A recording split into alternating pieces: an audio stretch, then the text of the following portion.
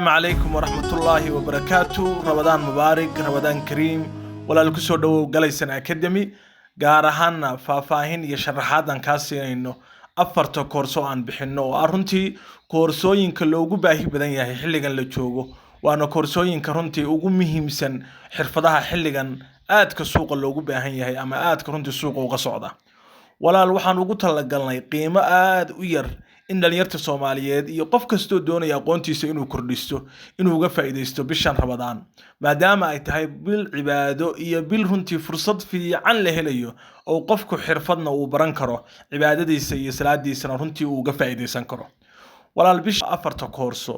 muuqaalkan ha dhamayso ha ka degdegin si fiican u fahan koorsooyinka aan bixino koorso kasta waxaad ku baranayso waxa ay noloshaada ka bedelayso iyo waxa aad ka faa'iideyso iyo meesha lagu qaadanayo marka aad fahanto go'aanka marka saxda ah adiga ayaa qaadanaya runtii hadii aad ku qanacdana kaliya waxa soo qori doontaa waa ku qanacay diiwaangelinta ayaa toos u galaysaa koorsadadan horaad u bilaabanaysaa koorsada koowaad aan faahfaahinkaasi iyo waa koorsada la yiraahdo cryptocurrency mise qaab baa horta looga shaqeystaa ama imse qaab baan uga shaqeysan karnaa laba qaab baa looga shaqeystaa inaad maal gashato aad maalgashi ku samayso iyo inaad trading samayso trading waxa la yiraahdaa nidaam la yiraahdo ku dhufo ka dhaqaaq inaad maanta coin iibsato markuu qiimihiisu kor u kacana aad iska iibiso faa'iidada yar aad qaadato marka laba qaab baa looga shaqeystaa waa investment iyo trading bal maalgashi markaan ka hadlayno waa maxay maalgashiga sida uu u shaqeeyo iyo sida faa'iido looga sameeyo bal aan tusaale ku soo qaadano maalgashiga muhiimadda uu leeyahay tusaalaha ugu horeeya ugu caansan horta lacagta ugu caansan lacagtan waxa la yiraahdaa bitcoin coiniska ama lacagtan waxa la yiraahdaa bitcoin waxay soo baxday ama la aasaasay 2009kii marka hore dad badan ma aaminsanay laakiin qiimihiisu si tartiib ayuu u kordhay aan sameeyna xisaab fudud bal anda calculator-kaaga qaado aan isla xisaabino sida investmentigu nolosha dad badan uu bedelay malaayiin qof oo maal qabeenana oo dunida dabcan ugu soo kordhisay lacagahan la yiraahdo cryptocurrency balan eegno sanadii 2010kii hal bitcoin wuxuu qiyaastii ahaa 0.203 waa wax 5 senti ka yar waa 0.203 ayuu ahaa sanadkii 2010 bitcoin halka bitcoin haddii qof uu $100 ku maal gashaday waqtiga 2010kii $100 haddii qof uu gashaday lacagta bitcoin bal $100 waxaad u qaybisaa 0.203 oo xilliga ay mareysay qofkaasi wuxuu heli lahaa 33,333 bitcoin ayuu heli lahaa lacagta la yiraahdo bitcoin 33,333 buu ka heli lahaa qofkii maal gashaday maalinta $100 gashaday haddii maanta hal bitcoin uu yahay $100,000 maanta hal bitcoin meesha ugu sareysa horta ay gaadhay $125,000 ayaa hal bitcoin gaadhay 2025kii 2026 xogaa hoos ay u soo daadatay 70,000 ilaa 80,000 bay ku wareegaysaa marna 100,000 ayay ku laalaabanaysaa bal aan xisaabina 100,000 marka ay gaartay qofka haduu iska iibiyay 33,333 qofkii haystay $100,000 haduu kala baxay maanta imisuu helaya $3.3 billion ayaa akoonkiisa ku jiri lahayd waa $3.3 billion waa lacag aan runtii inaba caadi ahayn waa taajir qofkaasi waa qofkii kaliya intuu xilliga gashaday lacagta haysan lahaa halka waxay noo tusinaysaa marka faa'iidada ay leedahay maalgashiga lacagahan cryptocurrency in la maalgashado aan si fudud aan calculator ku sameeyo aan tusaale kala soo qaadano marka aynu ka tagno tusaalaha hadda aan ku sheegay ee bitcoin lacag la yiraahdo coin la yiraahdo Solana qiimihiisu $290 ayuu marayay ayuu 290 way qiimaha ugu sareeyo uu gaaray hadda 2026 lixda wuxuu soo taabtay $60 buu soo taabtay qiimihiisu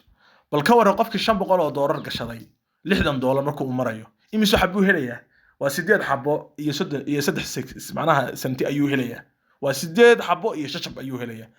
haddii marka 290 ay gaadho uu iska iibiyo isla markiiba u laabanaysaa lacagtan waa lacag Solana waa lacagaha ugu muhiimsan bal 290 markay gaadho haduu iska iibiyo $290 wuxuu helayaa $2,416 imisu isagu gashaday $500 uu gashaday ka jar $1,916 waa $2,000 buu ka faa'iiday sanad gudihii ama bil gudihii ayaa lacagtu inta ku gaari kartaa coinka maanta $60 maraya waxa laga yaabaa saddexaad ama labaad dhamaadkeeda inuu 240 290 inuu dib ugu laabto marka halkan waxaan arki doonaa faa'iidada ay leedahay maalgashiga in cryptocurrency in la maalgashado faa'iidada ay leedahay laakiin mar walba xasuusno suuqan faa'iidada iyo khasaaro labadaba waa leeyahay marka faa'iidadiisa runtii aad u badan khasaarahuna dabcan qaab loo maamulo ayaa jira coinsku korna way aadaan hoosna way soo aadaan haddaba inagu waxaan isweydiinaynaa arday ahaan ama arday Soomaaliya sidee ayaad uga faa'iideysan kartaa marka lacagahan cryptocurrency ardaygu wuxuu baran karaa maalgashi sax sida maalgashi loo sameeyo wuxuu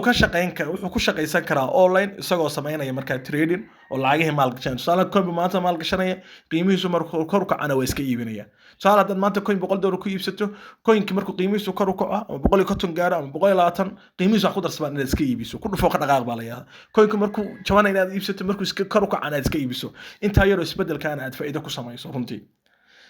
marka labada qaab baa looga shaqeynsan karaa waa investment iyo trading labada qaab baa looga shaqeynsan karaa marka koorsadan aan bixinaa maxay ka koobantahay maxaa lagu baranaya koorsadan walaal horta laba qaybood bay ka koobnaanaysaa qaybta hore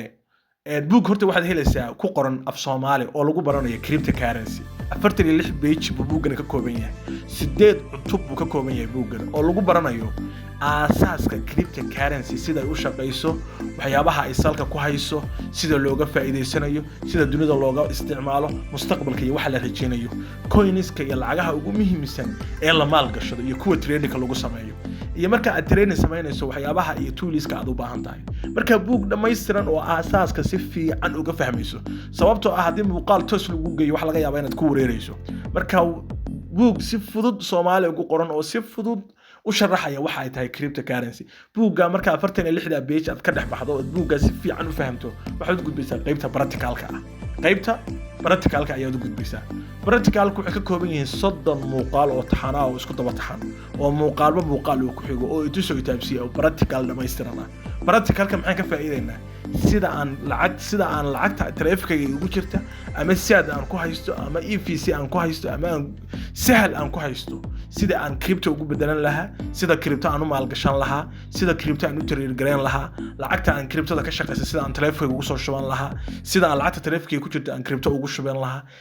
si dhameystiran bilow ilaa dhamaad inaad fahanto cryptocurrency sida loo maalgashado iyo sida loo trade gareeyo iyo sida looga shaqeysto inaad si fiican u fahanto marka waxaad helaysaa buuggaas oo Soomaali ku qoran iyo 3 muuqaal oo runtii taxana waa koorsa dhameystiran waa bilow ilaa dhamaad marka aad dhamayso cidna uma baahnid ilaahay ka sokow cidna uma baahnid si dhameystiran ayaad u fahmaysaa suuqan iyo sida uu shaqeeyo maxaa laga doonayaa marka arday ahaan maxaa laga doonayaa horta